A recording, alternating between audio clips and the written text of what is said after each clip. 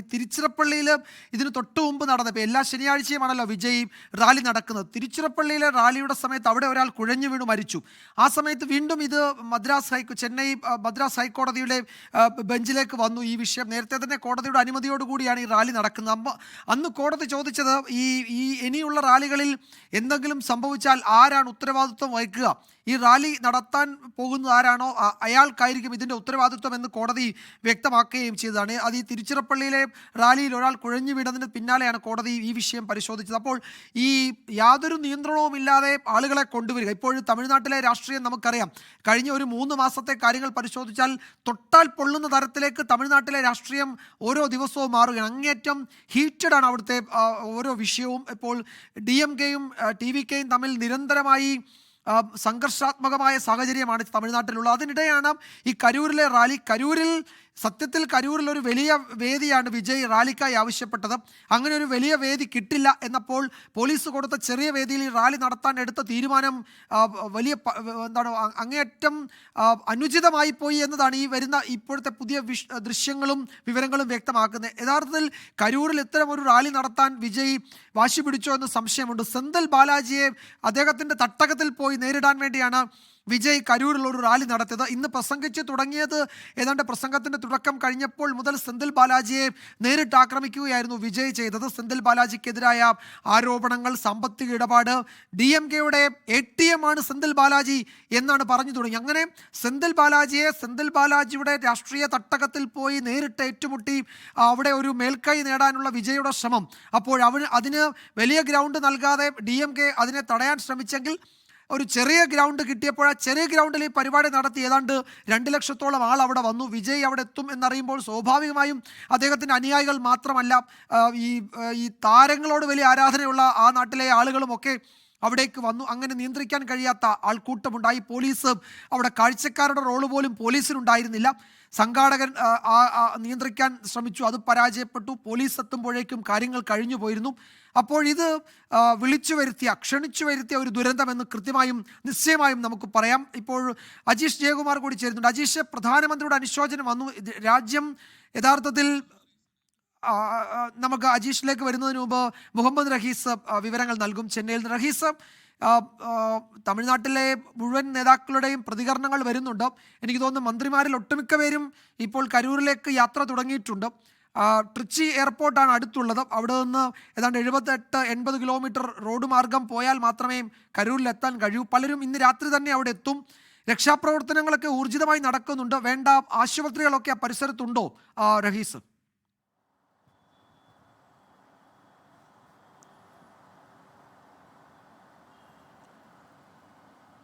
വിജയകുമാർ, ആശുപത്രികളുടെ എണ്ണത്തിൽ കുറവുണ്ടായിരുന്നു. എല്ലാവരെയും ആദ്യം തന്നെ ഈ കരൂരിലെ സർക്കാർ ആശുപത്രിയിലേക്ക് തന്നെയാണ് കൊണ്ടുവന്നത്. അതിനുശേഷം സെന്തിൽ ബാലാജിയൊക്കെ എത്തി.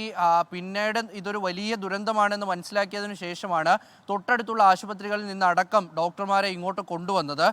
ഇതിൽ നിലവിൽ ഏതാണ്ട് 70-ലധികം ആളുകളാണ് ഈ ഒരു കരൂരിലെ സർക്കാർ ആശുപത്രിയിൽ ചികിത്സയിലുള്ളത്. അതിൽ നിലവിൽ സ്ഥിരീകരിച്ചു പറയാൻ കഴിയുന്ന മരണനിരക്ക് സത്യത്തിൽ 33 പക്ഷേ അതിനപ്പുറത്തേക്ക് സെന്തിൽ ബാലാജി അല്പസമയം മുമ്പ് പറഞ്ഞ കണക്ക് 31.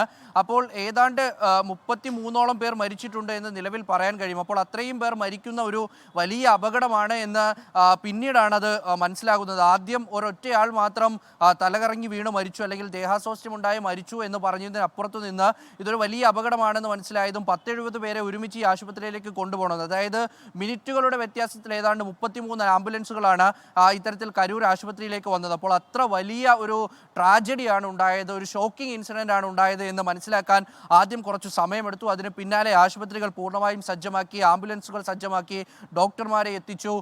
മാത്രമല്ല തൊട്ടടുത്തുള്ള ആശുപത്രികളിൽ നിന്നടക്കം നേഴ്സുമാരെയൊക്കെയും എത്തിച്ചു. പോലീസ് ഉദ്യോഗസ്ഥരടക്കം ഇപ്പോൾ ഈ ഒരു ചികിത്സയിൽ കഴിയുന്നവരുടെ കൂട്ടത്തിലുണ്ട്. അതിൽ തന്നെയാണ് ഈ 6 കുട്ടികൾ മരിച്ചിരിക്കുന്നത്. മൊത്തത്തിൽ മരണസംഖ്യ ഒരു 33 ആയിട്ടാണ് ഇപ്പോൾ പ്രധാനപ്പെട്ട മാധ്യമങ്ങളൊക്കെയും നൽകി വരുന്നത്. അത് 33 അപ്പോൾ അങ്ങനെ മരണസംഖ്യ ആ തരത്തിലേക്കൊക്കെയും ഉയർന്നു വരികയാണ്. അങ്ങനെയാണ് എങ്കിൽ ഈ അപകടത്തിൽ അതൊരു വലിയ തോതിലുള്ള അപകടമാണ്. പ്രത്യേകിച്ച് ഈ ഒരു വേദിയുമായി ബന്ധപ്പെട്ട് TV-ക്ക് ഉന്നയിക്കുന്ന ആരോപണങ്ങൾ അതിൽ എത്ര കഴമ്പുണ്ട് എന്ന് ഈ ഘട്ടത്തിൽ ചോദ്യമുണ്ട്. കാരണം ഇതിലും ഒരു ഫോക്കസ് ഏരിയ ആയിട്ടുള്ള, ഒപ്പം അത്രയും ആളുകളെ കൂട്ടാൻ കഴിയാത്ത, ജനജീവിതത്തിനെ പാടെ സ്തംഭിപ്പിക്കാൻ കഴിയുന്ന 3 പോയിന്റുകളാണ് നേരത്തെ TV-ക്ക് ഈ പരിപാടിക്കായി ആഹ്വാനം ചെയ്തത്.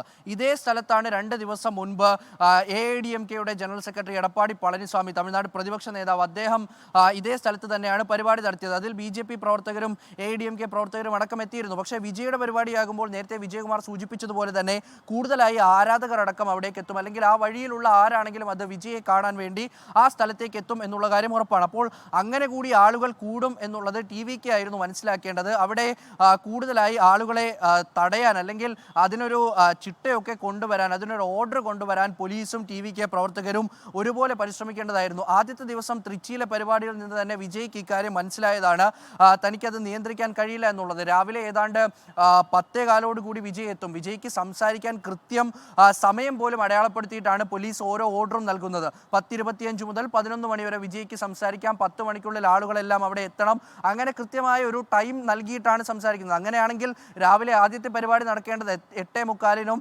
ഉച്ചയ്ക്ക് രണ്ടാമത്തെ പരിപാടി നടക്കേണ്ടത് 12:45-നുമാണ്. പക്ഷേ ആദ്യത്തെ പരിപാടി തുടങ്ങിയപ്പോൾ തന്നെ അത് 2 മണിക്ക് മുകളിലേക്ക് കടന്നു. അതിനപ്പുറം രണ്ടാമത്തെ പരിപാടി നടക്കുമ്പോൾ, അതായത് കരൂരിലെ വേലുച്ചാമിപുരത്തെ ഈ പരിപാടി നടക്കുമ്പോഴേക്കും അത് 7:30 ആയിട്ട് മാറുന്നു. അപ്പോൾ ഉച്ച മുതൽ കാത്തു നിൽക്കുന്ന ജനങ്ങളാണ്. അവർ അവിടേക്ക് എത്തിയാൽ ആദ്യ സ്ഥാനങ്ങൾ തങ്ങൾക്ക് കിട്ടിക്കഴിഞ്ഞാൽ, അതായത് വിജയ് സംസാരിക്കുന്ന പോയിന്റിന്റെ തൊട്ടടുത്താണ് തങ്ങൾ നിൽക്കുന്നത് എങ്കിൽ ഈ ഒരാളുകളും മടങ്ങില്ല എന്നുള്ള കാര്യമാണ്. അവർ അവിടെ നിന്ന് നീങ്ങുക പോലുമില്ല. അങ്ങനെ ഇത് മനസ്സിലാക്കിയാണ് കഴിഞ്ഞ ആഴ്ചയിലെ പരിപാടി മുതൽ അവിടെ കുപ്പിവെള്ളം നൽകാനെങ്കിലും TV-ക്ക് പ്രവർത്തകരോട് വിജയ് ആഹ്വാനം ചെയ്തതും അത്തരത്തിൽ നൽകിയതും. കഴിഞ്ഞ തിരുച്ചിറപ്പള്ളിയിലൊക്കെയും പരിപാടിയിൽ വെള്ളം പോലും കുടിക്കാതെയാണ് 7-8 മണിക്കൂറുകൾ ആളുകൾ ഇരുന്നത്. മരത്തിന് മുകളിലൊക്കെ കയറി, ടവറിന് മുകളിൽ, ചെറിയ സ്റ്റാൻഡുകൾക്ക് മുകളിൽ, പരസ്യ ബോർഡുകൾക്ക് മുകളിൽ, ഇവിടെയൊക്കെ കയറി മണിക്കൂറുകളോളം ആളുകൾ ഇരിക്കുകയാണ്. അപ്പോൾ അത്തരത്തിൽ ഇരിക്കുമ്പോൾ സ്വാഭാവികമായിട്ടും ഒരു വലിയ അപകടമുണ്ടാകും എന്നുള്ള കാര്യം രാഷ്ട്രീയ നേതാക്കൾ മനസ്സിലാക്കേണ്ടതാണ്, സിനിമാ താരങ്ങൾ മനസ്സിലാക്കേണ്ടതാണ്. അതിന് തൊട്ടടുത്തു തന്നെ ഉദാഹരണങ്ങൾ ഉണ്ടായിട്ടുമുള്ളതാണ്. അപ്പോൾ അതൊന്നും മനസ്സിലാക്കാതെയുള്ള പ്രവർത്തനമാണ് TV-ക്കിൽ നിന്നും ഉണ്ടായതെന്നാണ് DMK ആരോപിക്കുന്നത്. മറുവശമാണ് TV-ക്ക് പറയുന്നത്, അതായത് അവിടെ കൃത്യമായൊരു സുരക്ഷ ഒരുക്കാൻ പോലീസിന് കഴിഞ്ഞിട്ടുണ്ടായിരുന്നില്ല. അവർ അനാവശ്യ നിയന്ത്രണങ്ങൾ ഏർപ്പെടുത്തി, അല്ലെങ്കിൽ കുറേ കൂടിയൊക്കെ വലിയ സ്പേസ് തങ്ങൾക്ക് നൽകണമായിരുന്നു, ആദ്യം ആവശ്യപ്പെട്ട സ്ഥലങ്ങൾ നൽകണമായിരുന്നു എന്നതൊക്കെയും ഈ TV-ക്ക് പ്രവർത്തകർ ഒക്കെ പറയുന്നുണ്ട്. പക്ഷേ വിജയ് ഇത്ര നേരമായിട്ടും ഇക്കാര്യത്തിൽ മൗനം പാലിക്കുന്നത് തീർച്ചയായിട്ടും അതും കൂടി ശ്രദ്ധിക്കണം. ലോകത്തെവിടെയായാലും ഏത് സമയത്തും 24 വാർത്തകളും ഓഗ്മെന്റഡ് റിയാലിറ്റി പാക്കേജുകളും എക്സ്പ്ലെയിനറുകളും വിശദമായി കാണാൻ ഞങ്ങളുടെ YouTube ചാനൽ നിങ്ങൾക്ക് സബ്സ്ക്രൈബ് ചെയ്യാം.